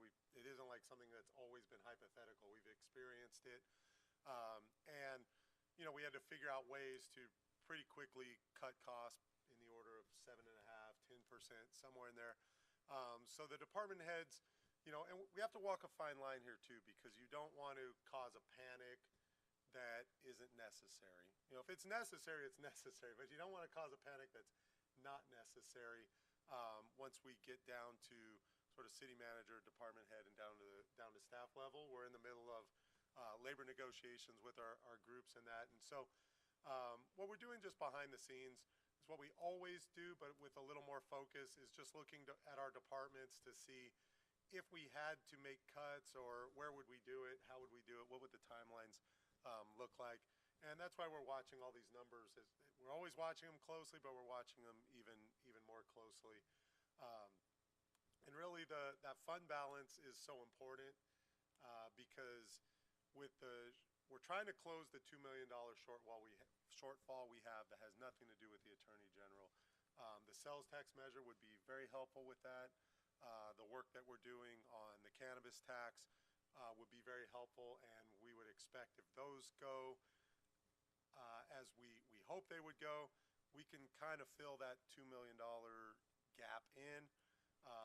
And then the next step would be, well, what if something happens with the card room? And that's when your general fund comes in, and you've got a bit of a parachute, but you don't have a lot of time, 6 months, 12 months, to kind of get your numbers back in line and, you know, kind of create a new version of level of services and then move forward in that, kind of with the way things would look at that point. To add to that regarding, you know, talking about the timeline, the card rooms have until May 31st to submit the new draft regulations based on what was submitted. And then June 1st, ideally, they would go into effect where blackjack wouldn't be allowed, and then the rotation would have to change. Cities wouldn't fill it until July 1st, right? As far as the revenue, why? Because we're always on the back end receiving the funds a month later. That's like worst case right now. And if you notice, we're already in February, so that's just a few months away. Everybody's working really hard so that timeline that we have right now doesn't happen. So that it's pushed back 6 months more, that it's pushed back a year more. But that just depends on what we're able to do.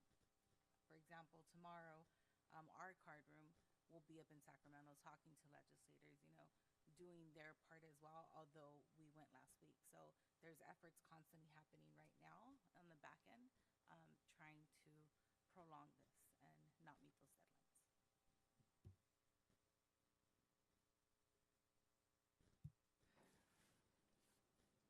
This is more of a theoretical question. Assuming the draft legislation is implemented, approximately how many percentage points would we get affected? Just using the other numbers as reference as well. Kind of as far as what the revenues would decrease, I mean, obviously they wouldn't know for certain, because I think it would cause a big shakeup in the industry. Maybe some of the card rooms don't even exist. They're invested so much money into the card room here that I think that puts that card room, our card room, the bicycle, in a good position. But if you use the numbers, you know, with what we've talked, it's a pretty broad range, so it could be 20 to 40%, somewhere in there. So on the numbers we have now, that would be on the low end 3.5, 4 million. On the high end would be somewhere in the 8 or 9 million range. The other revenues we have wouldn't be impacted by that, by the card room. So it would really be isolated to that. Saw the general fund has about 17.9 million. Not all of it's cash, but that would buy you, if it was the worst case scenario and it's 8 million, you wouldn't want to do this, but that shows you'd have 24 months before you would say, okay, we've used up all our fund balance, we need to make cuts. But the plan would generally be, and it's probably not worth doing all the detail work for a number of reasons, but generally speaking, you do a glide path.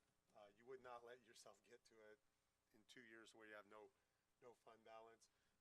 So you do the typical things, hiring freezes, look to see where you're spending general fund revenues versus grant revenues. There's no point in cutting a service that's funded by a specific revenue or by a grant revenue, because you cut the service and the revenue goes away. There's really no net. So you'd be looking at your general fund cost, but it would be significant.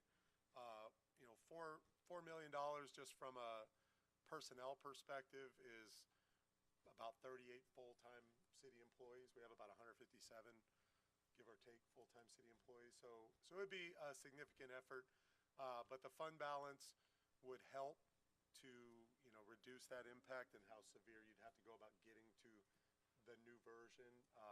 But obviously, revenues always equal services. There's no way around that.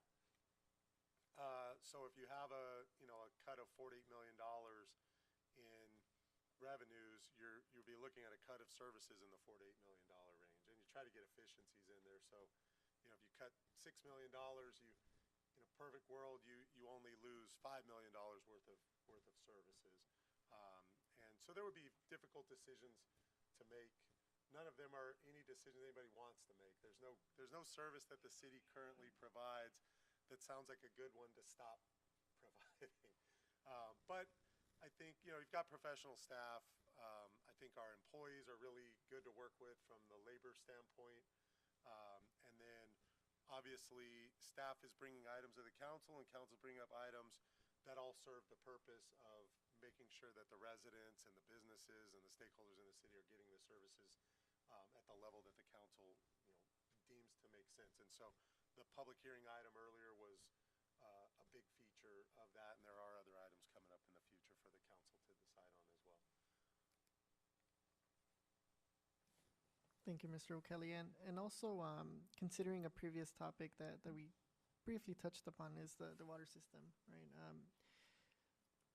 Roughly, if we were to throw a number on it, its value would range at around. Well, just looking at two similar size systems, and the market could go up or down by some percentage, but it seemed like about the $18 million range, plus or minus, was what we saw for two other water systems that sold somewhere in the last 3 to 5 years of similar size. There is another water system that right now is, I think, almost fully consummated with in another neighboring city. I think the number, Bernie, on that, was that in the 15 million range?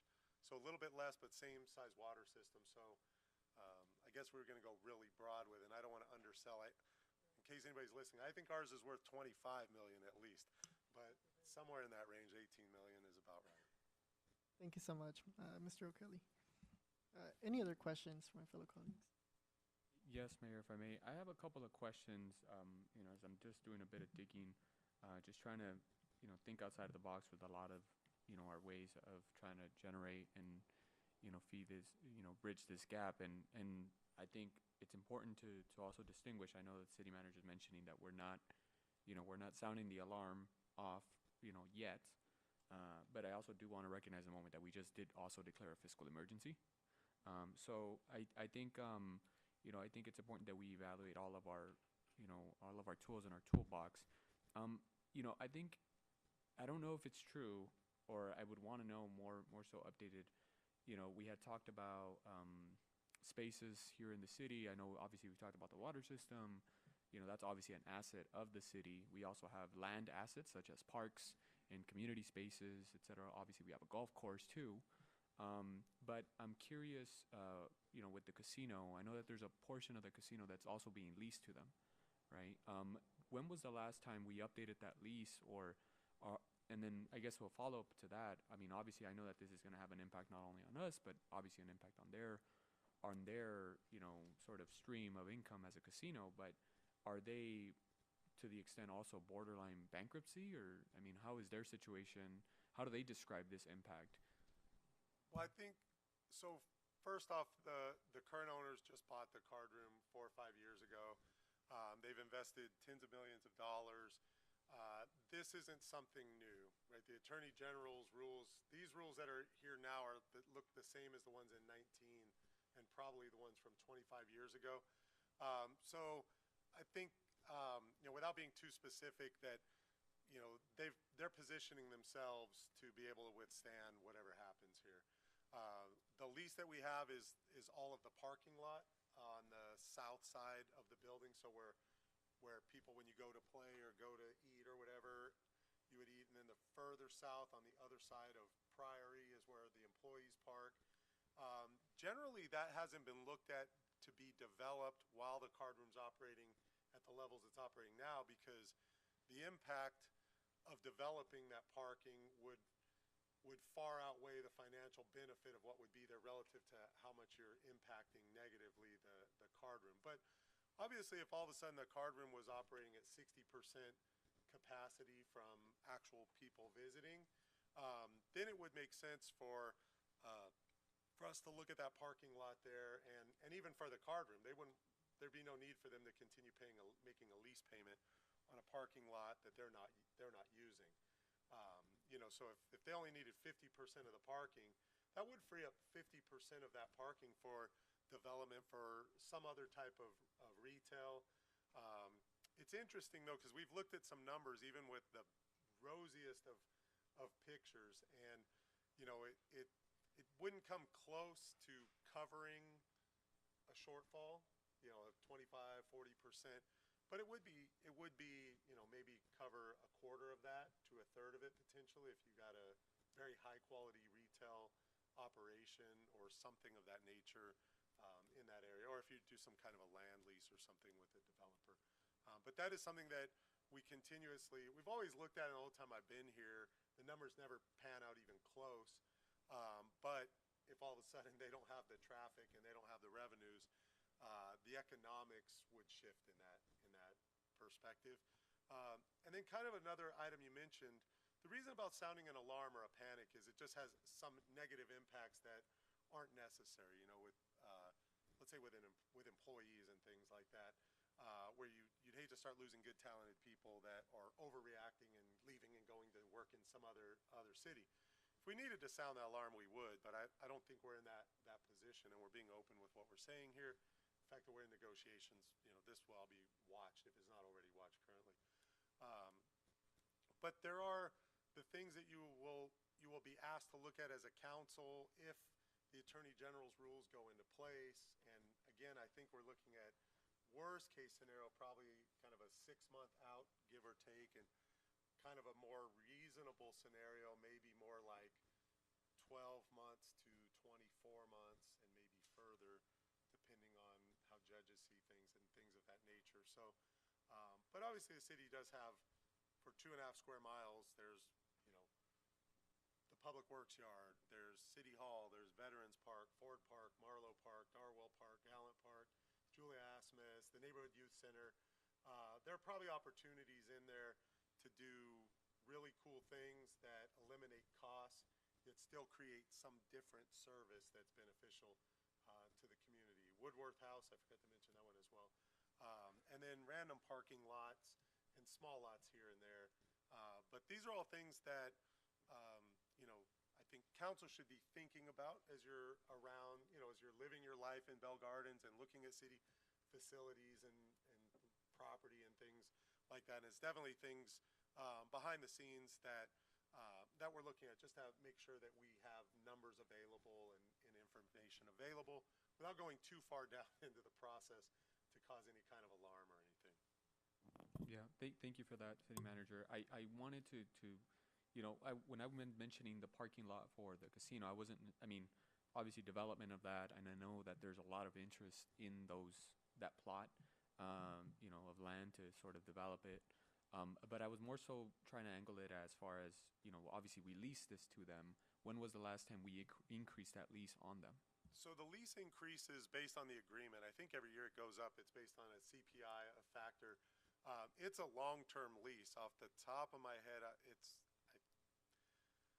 I will say it's in the multiple decades, since I don't have the exact number off the top of my head, but it's into a multi-decade lease that I think if things continue on operating where they're operating at the level they're operating, or some new version where maybe the money's not as much but the volume and the traffic's still the same, I would expect that lease continues on. If there was some other degradation of their revenues and things like that, they would probably be the first ones to say, hey, we can't afford the lease. The dollar amount is nearly $2 million a year, that lease revenue we get from that parking lot. But it's a decades out lease agreement. I hesitate to say the number of decades, but it's a significant amount. So in case if we wanted to increase that, we'd have to notify them decades ahead before we can even go into effect. Yeah, the increase is already built in well into the decades. And it is a significant increase just in the time I've been here. I think it's gone up probably in the tune of around 250,000 a year in additional revenues. And there's no maintenance cost for us associated with it, so it's pure extra revenue to cover other costs that go up due to inflation and things. Certainly. To follow up with that, with the casino lease, I know one of the points that we brought or that we're having the discussion is, well, look, if we try to do something with that space, it could potentially have drastic impact in the sort of traffic that the casino is going to get in terms of people not wanting to go there or, and the idea, I don't know how, but I can see to an extent the connection.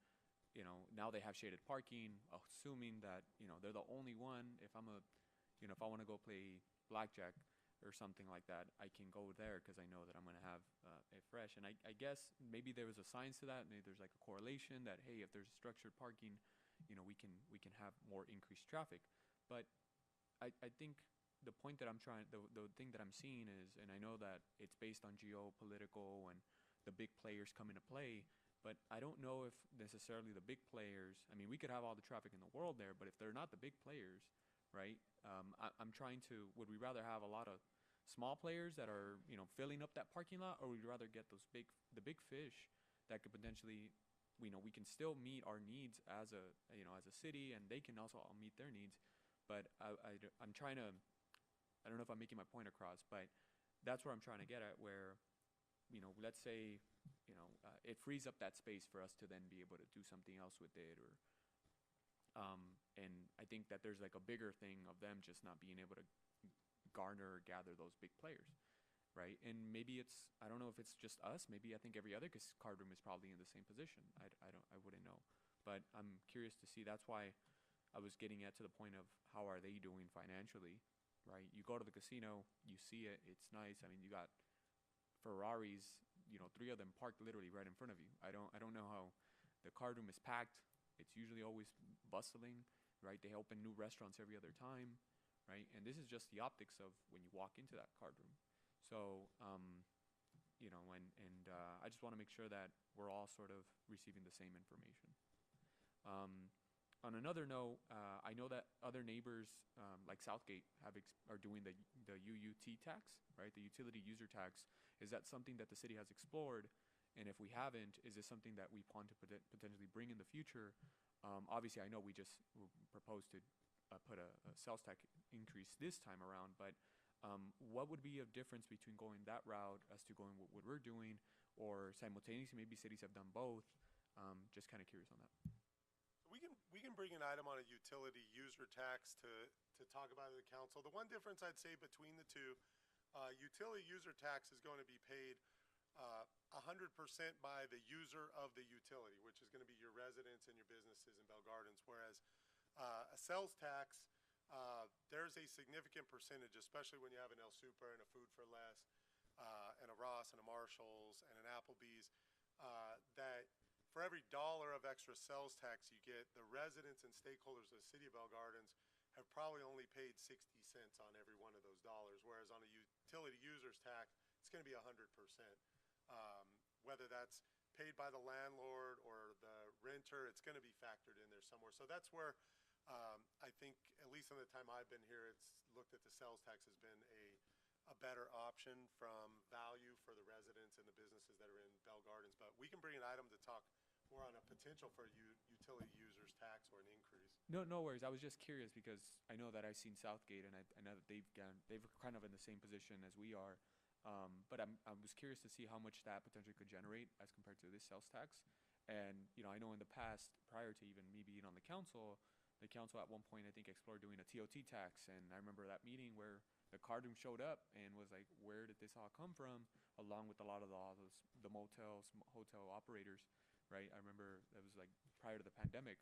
So, again, just trying to figure out what other opportunities in terms of engagement or support for obviously the city's condition.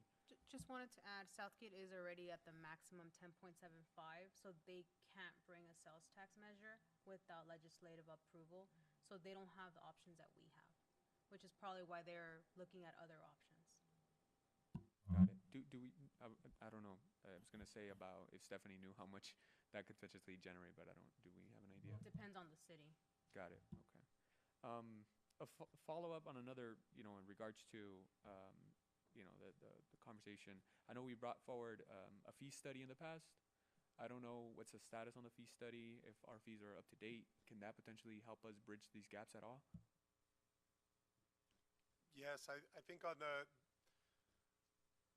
fees that predominantly would help on this would be the community development fees, so permit, plan fees. There's some things we're working on right now as far as that we can adopt as far as the county fee schedule that I think we're bringing here shortly. I'm looking our community development director. When were we bringing that to council? The plan was probably next month to bring the county's adopted fee schedule for building and plan check. So that's something that we can do quickly, where we're allowed to adopt the county's fee schedule that's significantly higher than ours. And then there's still our own fees. We just need to bring it back to do the study on it. It's just been probably priority 4 on what we're trying to do to fill the hole here. Got it. Thank you for that. The final thing is probably one of the biggest outliers, and I know it's been very contentious, not only for our council, but in the previous council, was cannabis, right? There was this big sort of hope of light that cannabis was sort of going to support our city and diversify the budget, and it's been, I think, well over going on 2 years, give or take, right, since we started this process, and we have about 6 licenses that are out. Where are we in the status with cannabis? And I know that there's one operator who's up and running, and I mean, I guess to an extent they've been a good steward in the sense that they paid up their fair share, but what's the status with the other cannabis operators, and do they have hopes of get up and running, or in terms of their contributions to what was signed in their development agreement? Councilmember Chavez, we're kind of getting away from the topic here. That's more specific to cannabis, which is a separate item that would have to be agendized. But doesn't that contribute to the budget? You can narrow your question as to how much money we've received from cannabis, but not actually where they're at, what their status is for each one of them. Okay. City Manager, how much money have we received from cannabis? For this fiscal year, we've received approximately 600,000 to 800,000. We are expecting, just based on the fact that there are 6 development agreements, we should receive at minimum another $600,000 that would be due in the month of January. And if not received, which has not been received, we would actively and aggressively seek for it to be received, or take actions to revocate the applicable development agreements or CUPs. So we're in the process of attempting to retrieve that revenue that's supposed to be paid currently. That would be at least another $600,000. There's just an annual payment whether a cannabis retailer or operator is up and running or not.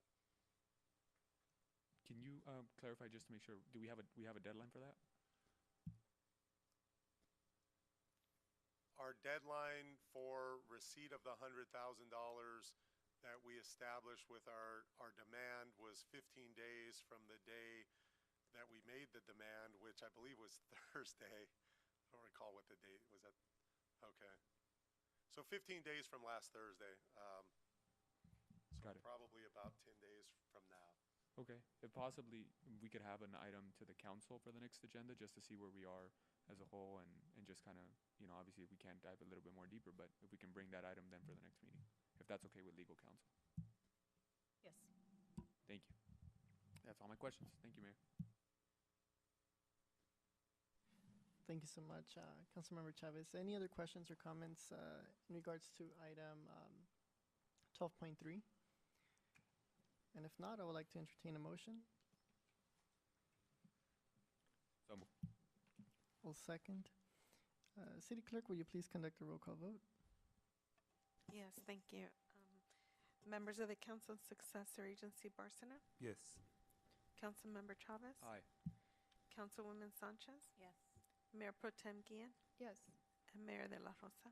Yes. Motion passes 5-0. Thank you so much. Now moving on to City Council Successor Agency member comments. Floor is open. Yes. Yes.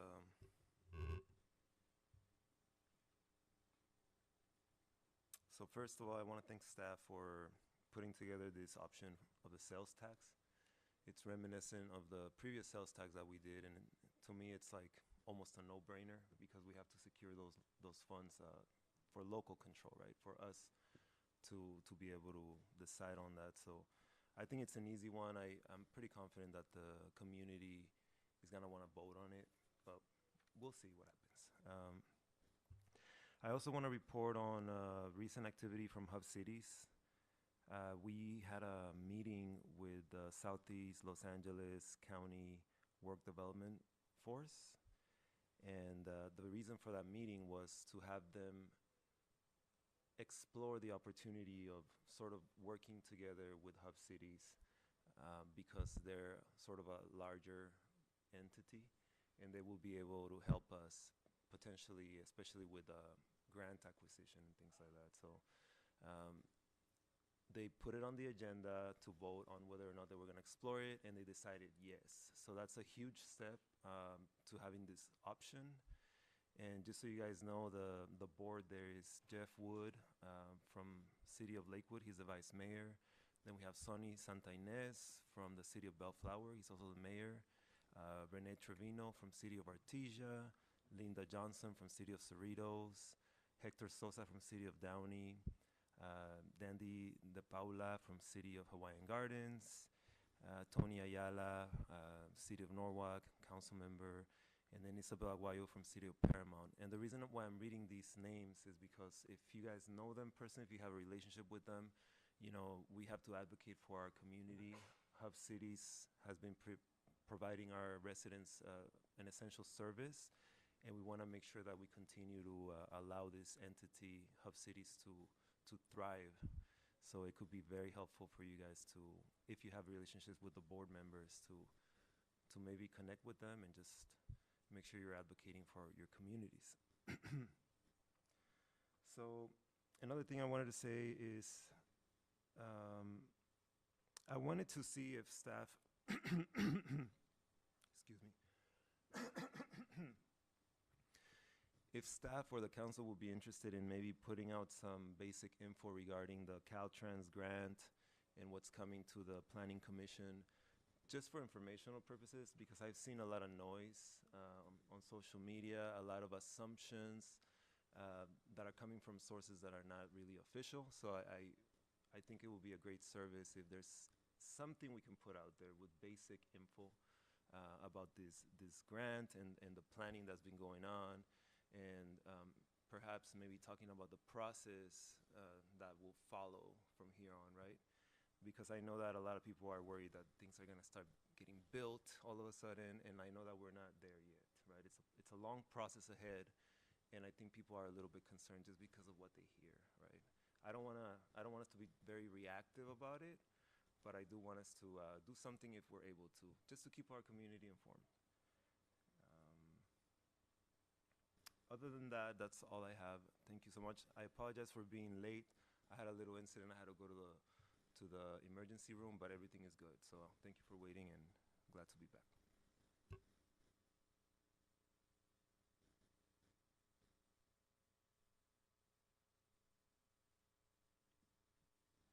For my comments, first and foremost, thank you so much for this very productive meeting. Thank you, City Manager and Manny for presenting, Manny twice for presenting the first one and presenting the second one. I appreciate that. You know, it's been a difficult, past couple of weeks. I think for everyone. I've had the opportunity to engage a lot with our seniors these past couple of events. I went to the karaoke event this last Friday. On Thursday, we had the billiards tournament, 8-ball tournament too. Just all around, I feel very peaceful when I'm around our community. I also had the opportunity to attend the art and yard sale this weekend on Friday. Just to kind of, before we ramp up to the summer events, right? I'm trying to think of other forms of engagement with the city, with the residents. I also know we have our 5K coming up. I think that's by the time the next council meeting, we should have already done the 5K. So it's March 7th.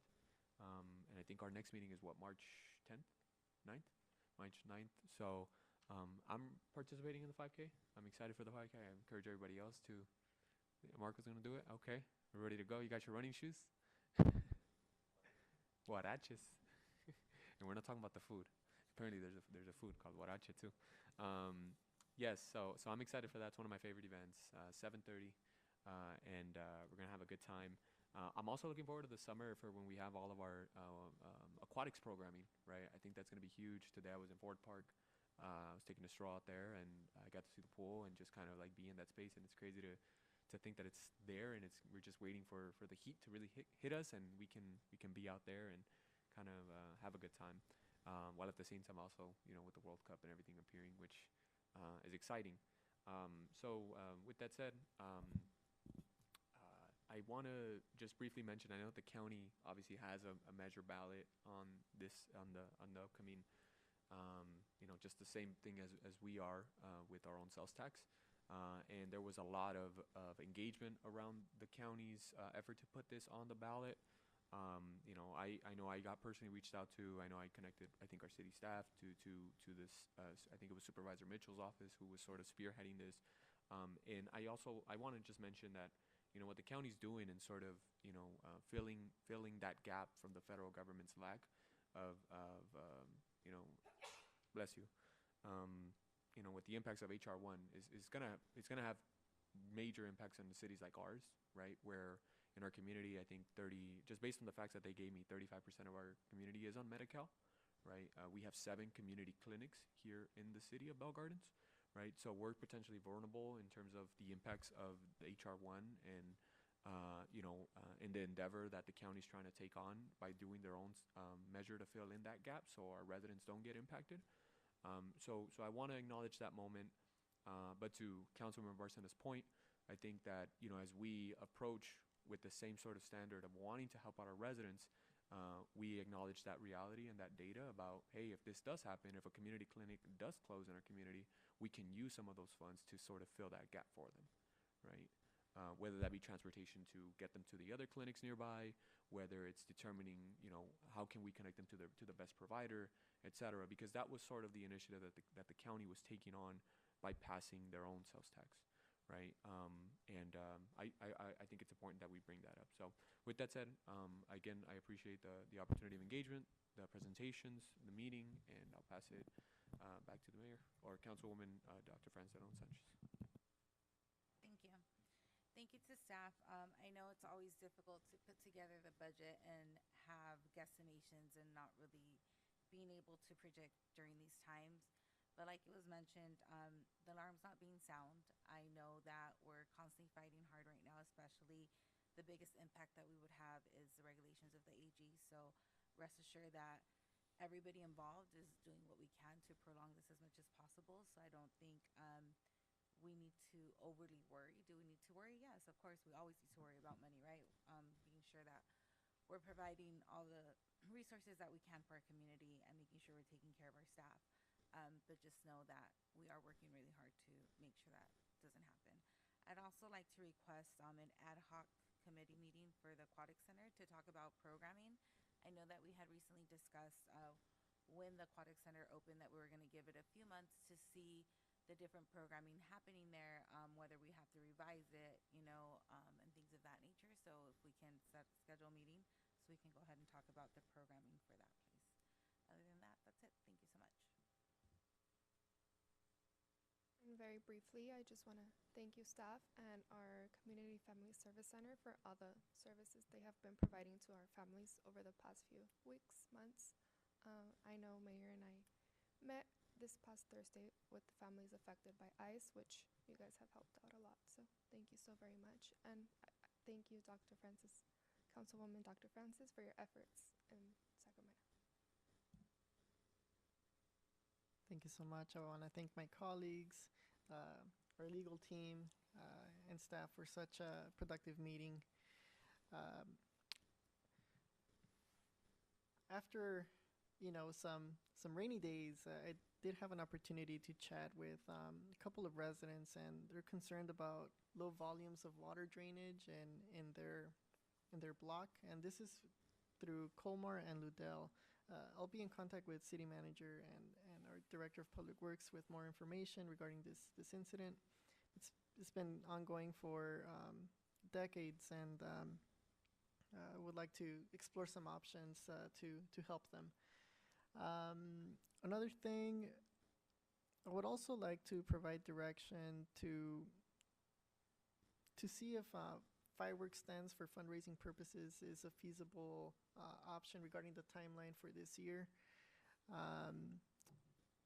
And on another note, I would also like to explore the possibility of hosting a council meeting at the park sometime during the summer. Bring the community, to the park, and just to kick off the summer. Something to potentially gather more engagement and see how that would look like. Yeah, so just exploring the possibility of that. See logistically if we could host a meeting at a park. That would be great to kick off the summer and its programming. But anywho, that concludes my comments. And if there's no objection by the members of the City Council, I will now adjourn the City Council Successor Agency Joint Meeting at 8:06 p.m.